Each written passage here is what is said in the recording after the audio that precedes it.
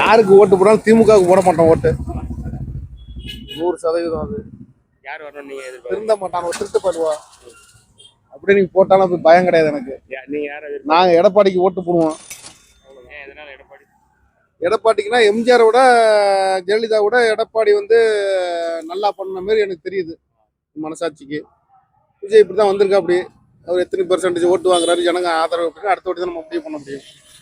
எடப்பாடி ஜெயிப்பாரா? ஜெயிக்கிறாரு, ஜெயிக்கல, பிரச்சனை அது கிடையாது.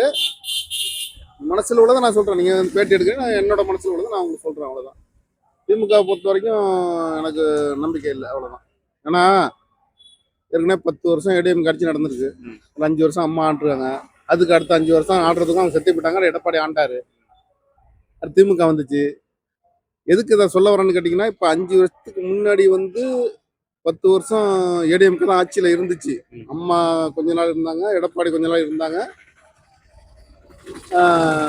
திமுக 10 வருஷம் கழிச்சு அதை நடைபயணமாக மேற்கொண்டு ரொம்ப கஷ்டப்பட்டு தான் மட்டும் ஆட்சி பிடிச்சாரு.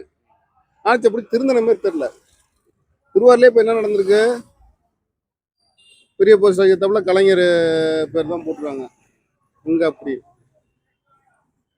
கலைஞர் சேலை திறந்துருக்காங்க.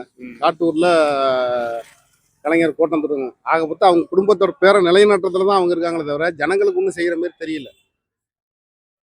அவங்க குடும்பத்தோட சம்பாதிக்கிறதுக்கு, அவங்க குடும்பத்தோட பேரை நிலைநாட்டுறதுக்கு தான் அவங்க பண்ணுறாங்க.